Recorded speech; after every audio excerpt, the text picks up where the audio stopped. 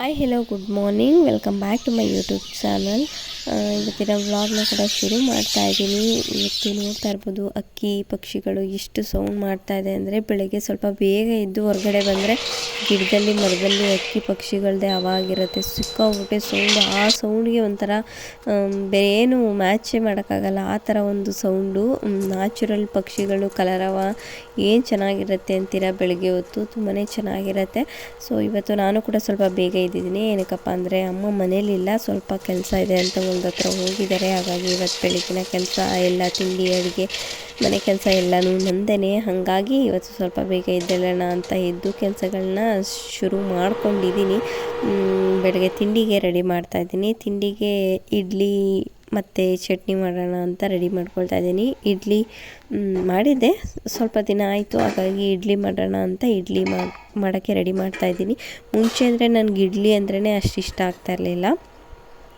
ಇತ್ತೀಚೆಗೆ ಸ್ವಲ್ಪ ಇಷ್ಟ ಆಗುತ್ತೆ, ಅಂದರೆ ಬಿಸಿ ಬಿಸಿ ಇಡ್ಲಿ ಇಷ್ಟ ಆಗುತ್ತೆ. ಅದರಲ್ಲೂ ರವೆ ಇಡ್ಲಿ ನನಗೆ ಇಷ್ಟ ಆಗಲ್ಲ. ನಾರ್ಮಲ್ ಇಡ್ಲಿ, ನಾರ್ಮಲ್ ಅಕ್ಕಿ ನೆನೆಸಿ ಮಾಡೋ ಇಡ್ಲಿ ತುಂಬಾ ಇಷ್ಟ ಆಗುತ್ತೆ. ಇಡ್ಲಿ ಚಟ್ನಿ ಎಲ್ಲ ಮಾಡಿದ್ದಾಯಿತು. ಅದಾದಮೇಲೆ ನೋಡ್ತಾ ಇರ್ಬೋದು, ಈ ಸೊಪ್ಪು ಸೋಸೋಕ್ಕೆ ನಾನು ಬೆಳಗ್ಗೆ ಮಸ್ಸೊಪ್ಪು ಮಾಡೋಣ ಅಂತ ನಮ್ಮಮ್ಮ ಎಲ್ಲ ತರಕಾರಿ ಸೊಪ್ಪು ತೆಗೆದಿಟ್ಟು ಹೋಗಿದ್ರು.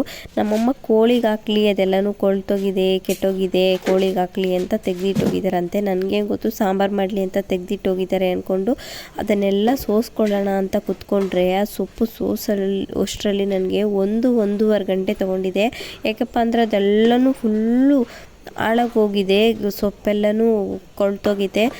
ಅದನ್ನು ನಾನು ಇದ್ರೊಳಗೆ ಹೆಂಗಪ್ಪ ತೆಗೀಲಿ, ಅದರಲ್ಲೂ ಬೆಳಗ್ಗೆ ಹೊತ್ತು ಮಸ್ಸಪ್ ಮಾಡೋದು, ಸೊಪ್ಪು ಸೋಸ್ಕೊಂಡು ಮಸ್ಸಪ್ ಮಾಡೋದು ಇದೆಲ್ಲ ಸಿಕ್ಕಾಪಟ್ಟೆ ಕಷ್ಟ. ಅದರಲ್ಲೂ ಯಾರಾದರೂ ಬೆಳಗ್ಗೆ ಬೇಗ ಅಡುಗೆ ಮಾಡಬೇಕು, ಬಾಕ್ಸ್ ತೊಗೊಂಡೋಗ್ತಾರೆ, ಮಕ್ಕಳು ಸ್ಕೂಲ್ಗೆ ಹೋಗೋರಾಗಿರ್ಬೋದು, ಇಲ್ಲ ಆಫೀಸ್ಗೆ ಹೋಗೋರು ಯಾರಾದರೂ ಮನೇಲಿದ್ದಾರೆ ಅಂತಂದರೆ ಮಸ್ಸೊಪ್ಪು ಮಾಡೋದಿದೆಯಲ್ಲ, ಅದರಲ್ಲೂ ಸೊಪ್ಪು ಸೋಸ್ಕೊಂಡು ಮಸ್ಸಪ್ ಮಾಡೋದಿದೆಯಲ್ಲ ಸಿಕ್ಕಾಪಟ್ಟೆ ಕಷ್ಟ, ಆಗೋದೇ ಇಲ್ಲ.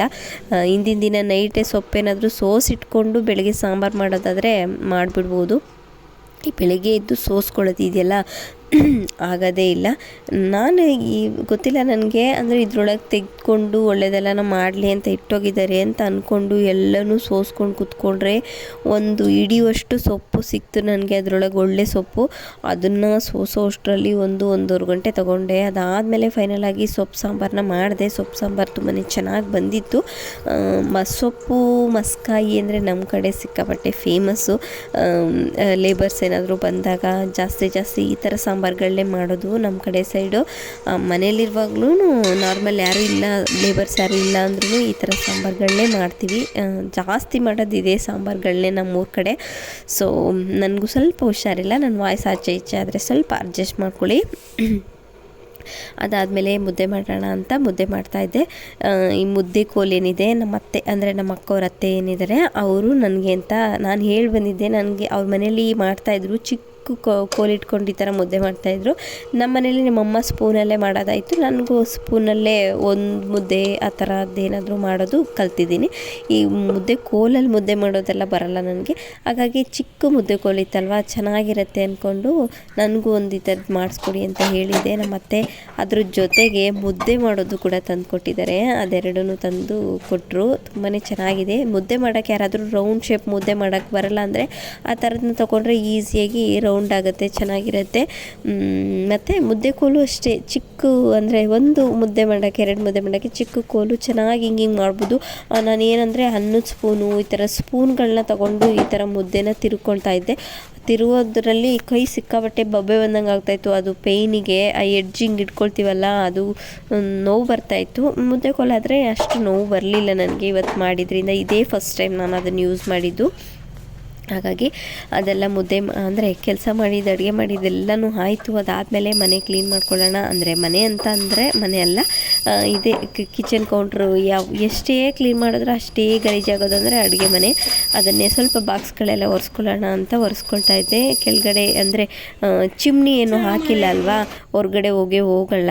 ಸ್ವಲ್ಪ ಒಗ್ಗರಣೆದು ಅದು ಇದು ಎಣ್ಣೆದು ಎಲ್ಲನೂ ಬಾಕ್ಸ್ ಮೇಲೆ ಕುತ್ಕೊಂಡು ಅಂಟಾಗಿರುತ್ತೆ. ಹಾಗಾಗಿ ಸ್ವಲ್ಪ ನೀಟಾಗಿ ಈ ಥರ ಒರೆಸ್ಕೊಳ್ಳೋಣ ಅಂತ ಒರೆಸ್ಕೊಂಡು ಕ್ಲೀನ್ ಮಾಡ್ಕೊಳ್ತಾ ಇದ್ದೆ. ಅದಾದಮೇಲೆ ನಮ್ಮ ಅತ್ತಿಗೆ ಪಾಪುಗೆ ಫೋಟೋ ಹೊಡಿಯೋಣ ಬಾ ಅಂತ ಹೇಳಿದ್ರು. ಎಷ್ಟು ಚೆನ್ನಾಗಿ ಕಾಣಿಸ್ತಾ ಇದ್ದಾಳೆ ನೋಡಿ ನಮ್ಮ ಕ್ಯೂಟಿಫೈ. ಕಾಣಿಸ್ತಿದ್ದಾಳೆಲ್ಲ ಕಾಣಿಸ್ತಿದ್ದಾನೆ, ಥೇಟ್ ಹುಡುಗಿ ಥರನೇ ಕಾಣಿಸ್ತೈತೆ. ಇದನ್ನು ಯಾರಾದರೂ ನೀವು ನೋಡಿದ್ರೆ ಇದು ಹುಡುಗ ಅಂತ ಅನ್ಸಲ್ಲ ಅಲ್ವಾ, ಹುಡುಗಿನೇ ಅಂದ್ಕೊಳ್ಳೋದು. ಅವರಮ್ಮಂಗೆ ಆಸೆ ನಮ್ಮ ಅತ್ತಿಗೆಗೆ, ಹಂಗಾಗಿ ಹುಡುಗಿ ಥರ ಡ್ರೆಸ್ ಹಾಕಿ ಫೋಟೋ ಹೊಡಿಯೋಣ ಅಂತ ಫೋಟೋ ಹೊಡಿತಾಯಿದ್ರು. ಅಂದರೆ ಹುಡುಗನ್ನ ಹುಡುಗಿ ಮಾಡಿರೋದಾಯಿತು. ಈ ಥರ ತುಂಬಾ ಚೆನ್ನಾಗಿ ಕಾಣಿಸ್ತಾ ಇತ್ತು. ಅಂದರೆ ಹುಡುಗಿ ಕಾಸ್ಟ್ಯೂಮಲ್ಲಿ ರೆಡಿ ಮಾಡಿರೋದು.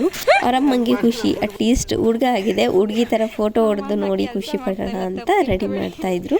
ನೆಕ್ಸ್ಟ್ ಡೇ ನಮ್ಮ ಅಣ್ಣ ಅತ್ತಿಗೆ ಕೂಡ ಬಂದಿದ್ದರು. ಇವತ್ತು ಕೂಡ ನಮ್ಮಮ್ಮ ಸ್ವಲ್ಪ ಹೊಲದಲ್ಲಿ ಕೆಲಸ ಇದೆ ಅಂತ ಹೋಗಿದ್ರು. ಹಾಗಾಗಿ ಇವತ್ತು ಕೂಡ ನಮ್ಮ ಅತ್ತಿಗೆ ನಂದು ಇಬ್ಬರದ್ದು ಸೇರಿ ಅಡುಗೆ ಕೆಲಸ, ಮನೆ ಕೆಲಸ. ಹಾಗಾಗಿ ನಾನು ನಮ್ಮ ಅತ್ತಿಗೆ ಇಬ್ಬರು ಸೇರಿ ಟಿಫನ್ನ ಮಾಡಿಕೊಂಡು ಹೊಲ್ದ ಹತ್ರನೇ ತೊಗೊಂಡು ಹೋಗೋಣ ಅಂತ ನಾನು ನಮ್ಮಣ್ಣ ನಮ್ಮ ಅತ್ತಿಗೆ ಬಂದ್ವಿ.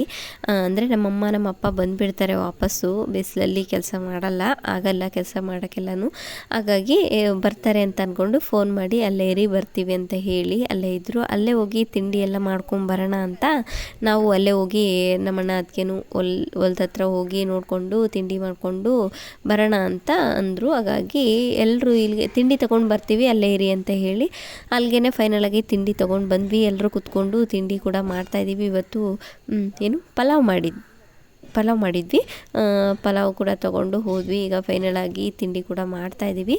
ಅದಾದಮೇಲೆ ಸ್ವಲ್ಪ ಕೆಲಸ ಮಾಡ್ತಾಯಿದ್ರು ನಮ್ಮಪ್ಪ ನಮ್ಮಮ್ಮ. ನಮ್ಮಣ್ಣ ಕೂಡ ಒಂದು ಸ್ವಲ್ಪ ಹೊತ್ತು ಹೆಲ್ಪ್ ಮಾಡಿ ಹಂಗೆ ಹೋಗೋಣ ಮನೆಗೆ ಅಂತ ಹೆಲ್ಪ್ ಮಾಡ್ತಾಯಿದ್ದ. ಅದೇನೋ ಪೈಪ್ಗಳನ್ನೆಲ್ಲ ಎಳಿತಾಯಿದ್ರು. ಅದಾದಮೇಲೆ ಮನೆಗೆ ಬಂದಿದ್ದಾಯಿತು. ಮನೆಗೆ ಬಂದಿದ್ದಾದಮೇಲೆ ಹೊರಗಡೆ ಎಲ್ಲ ಈ ರೀತಿ ನೀರು ಹಿಡಿದು ಕ್ಲೀನ್ ಮಾಡ್ತಾಯಿದ್ವಿ. ನಾನು ನಮ್ಮಣ್ಣ ನಮ್ಮ ಅತ್ತಿಗೆ ಸೇರಿ ಎಲ್ಲನೂ ನೀರು ಹಿಡಿದು ಎಲ್ಲನೂ ವಾಶ್ ಮಾಡಿ, ಅಂದರೆ ಮುಂದೆಗಡೆ ಏನಿರುತ್ತೆ ಪ್ಯಾಸೇಜು ಅದು ಇದು ಎಲ್ಲನೂ ಕ್ಲೀನ್ ಮಾಡಿದ್ವಿ. ಅದಾದಮೇಲೆ ನಂದು ನಮ್ಮ ಅತ್ತಿಗೆದೇ ಅಡುಗೆ ಟಿಫನ್ನು ಎಲ್ಲನೂ. ಹಾಗಾಗಿ ಇವತ್ತು ರೊಟ್ಟಿ ಮಾಡೋಣ ಅಂತ ರೆಡಿ ಮಾಡ್ಕೊಳ್ತಾ ಇದ್ದೀವಿ. ಫಸ್ಟು ದೋಸೆ ಮಾಡೋಣ, ಚಪಾತಿ ಮಾಡೋಣ ಅಂತೆಲ್ಲನೂ ಅಂದ್ಕೊಂಡ್ವಿ. ನಮ್ಮ ಅತ್ತಿಗೆ ದೋಸೆ ಹಿಟ್ಟು ಕೂಡ ತೆಗೆದಿಟ್ರು. ಅದಾದಮೇಲೆ ಫೈನಲಾಗಿ ಇಲ್ಲ ಅಕ್ಕಿ ರೊಟ್ಟಿ ಮಾಡಿ ಎಣ್ಗಾಯಿ ಮಾಡೋಣ ಅಂತ ಫೈನಲ್ ಆಯಿತು. ಹಾಗಾಗಿ ಇಬ್ಬರು ಸೇರಿಕೊಂಡು ಎಣ್ಗಾಯಿ ಮಾಡಿ ಚಟ್ನಿ ಮಾಡಿ ಅಕ್ಕಿ ರೊಟ್ಟಿ ಕೂಡ ಮಾಡ್ತಾಯಿದ್ವಿ. ತುಂಬಾ ಚೆನ್ನಾಗಿ ಬಂದಿತ್ತು ಅಕ್ಕಿ ರೊಟ್ಟಿ, ಎಣ್ಗಾಯಿ ಎಲ್ಲನೂ ಚೆನ್ನಾಗಿ ಬಂದಿತ್ತು, ಸ್ಮೂತಾಗಿ ಬಂದಿತ್ತು ಅಕ್ಕಿ ರೊಟ್ಟಿ ಕೂಡ. ರೆಸಿಪಿ ಏನೂ ಹಾಕಿಲ್ಲ ನಾನು, ಅಂದರೆ ಅಕ್ಕಿ ರೊಟ್ಟಿ ರೆಸಿಪಿ ಆಗಲಿ ಎಣ್ಗಾಯಿ ರೆಸಿಪಿ ಆಗಲಿ ಯಾವುದೂ ರೆಸಿಪಿನ ಶೂಟ್ ಮಾಡಿ ನಾನು ಹಾಕಿಲ್ಲ ಯಾವ ರೀತಿ ಮಾಡೋದು ಅಂತ. ಬಟ್ ಆದರೆ ಮಾಡಿದ್ವಿ, ತುಂಬಾ ಚೆನ್ನಾಗಿ ಬಂದಿತ್ತು ಆಯಿತಾ. ನಮ್ಮ ಅತ್ತಿಗೆ ಕೂಡ ಅಡುಗೆಗಳನ್ನ ಚೆನ್ನಾಗೇ ಮಾಡ್ತಾರೆ. ಹಾಗಾಗಿ ಇಬ್ಬರು ಸೇರಿಕೊಂಡು ಇವತ್ತು ಅಡುಗೆಗಳನ್ನ ಮಾಡ್ತಾಯಿದ್ದೀವಿ.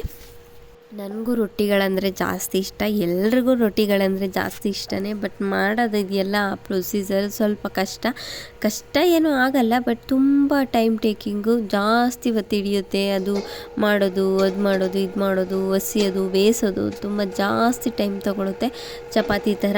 ಬಟ್ ಚಪಾತಿಗಿಂತ ಒಂದು ಪಟ್ಟು ಜಾಸ್ತಿನೇ ಟೈಮ್ ತೊಗೊಳುತ್ತೆ. ಸ್ವಲ್ಪ ಕಷ್ಟ ಅಂತ ಅನಿಸುತ್ತೆ ರೊಟ್ಟಿ ಮಾಡೋದು.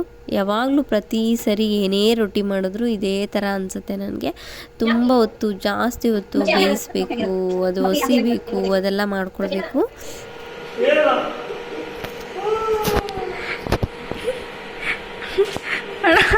ಇನ್ನೊಂದ್ಸತಿ ಮಾತಾಡೋದಿಲ್ಲ.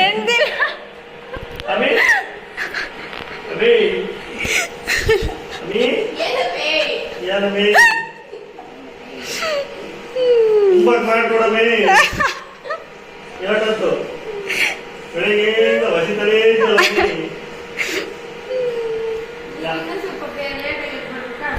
ನಾನು ಬೇಗನೆ ಇದ್ದಲ್ಲೇ ಬರ್ಬೇಕಾಯ್ತದೆ. ನಾನು ಅನ್ನಂಗ ಕಾದೇ ಇಲ್ಲವೇ ಇವತ್ತು 8 ಗಂಟೆಗೆ ಎದ್ದಿದ್ದೀನಿ ಇವತ್ತು. No, it is not disturbance, this is love. ನಮ್ಮದು ಕೂಡ ಅಕ್ಕಿ ರೊಟ್ಟಿ ಮತ್ತು ಎಣ್ಗಾಯಿ ಪಲ್ಯ ಚಟ್ನಿ ಎಲ್ಲನೂ ಮಾಡಿದ್ದಾಯಿತು. ಈಗ ನಾವು ಕೂಡ ಹಾಕ್ಕೊಂಡು ಟಿಫನ್ನ ಮಾಡಬೇಕು. ನೋಡ್ತಾ ಇರ್ಬೋದು ಎಣ್ಗಾಯಿ ಕೂಡ ಈ ರೀತಿ ಆಗಿದೆ. ನನಗೆ ಎಣ್ಗಾಯಿ ಅಂದರೆ ನಮ್ಮಮ್ಮ ಮಾಡ್ತಾರೆ, ಎಣ್ಗಾಯಿ ಸಾಂಬಾರು ಥರ ಮಾಡ್ತಾರೆ, ಬದನೆಕಾಯಿ ಹಾಕಿ ಬದನೆಕಾಯಿ ಸಾಂಬಾರು ಥರ. ನನಗೆ ಅದು ಇಷ್ಟನೇ ಆಗಲ್ಲ. ಎಣ್ಗಾಯಿ ಅಂದರೆ ಎಣ್ಗಾಯಿ ಗ್ರೇವಿ ಥರ ಇರಬೇಕು, ಅದೇ ಥರ ನಾನು ಮಾಡೋದು. ಎಲ್ಲನೂ ತುಂಬಾ ಚೆನ್ನಾಗಿ ಬಂದಿತ್ತು. ಈಗ ಎಲ್ಲರೂ ಕುತ್ಕೊಂಡು ತಿಂತಾ ಇದ್ದೀವಿ. ಟೇಸ್ಟ್ ಕೂಡ ಅಕ್ಕಿ ರೊಟ್ಟಿ ಎಣ್ಗಾಯಿ ತುಂಬಾ ಚೆನ್ನಾಗಿತ್ತು. ಸ್ವಲ್ಪ ಎಂಟರ್ಟೈನ್ ಮಾಡು ಇವ್ರನ್ನೆಲ್ಲ ಜನಗಳನ್ನ. ಈಗ ಇವ್ರನ್ನ ಹಾಡೆಲ್ಲ ಹಾಕಬಾರ್ದು, ಕಾಪಿರೈಟ್ ಬರುತ್ತೆ.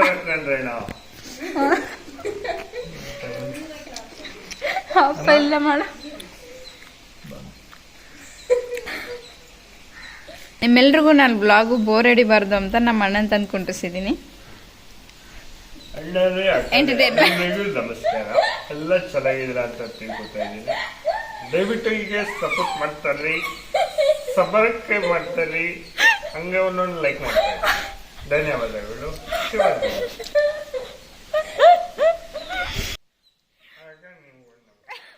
ಇಷ್ಟ ಆಗಿತ್ತು ಇವತ್ತಿನ ವ್ಲಾಗ್. ನಿಮ್ಮೆಲ್ರಿಗೂ ಈ ಒಂದು ವ್ಲಾಗ್ ಇಷ್ಟ ಆಗಿರುತ್ತೆ ಅಂತ ಭಾವಿಸ್ತೀನಿ. ಮತ್ತೊಂದು ಹೊಸ ವಿಡಿಯೋ ಜೊತೆ ಸಿಗ್ತೀನಿ. ಅಲ್ಲಿ ತನಕ love you all. Take care. Bye bye.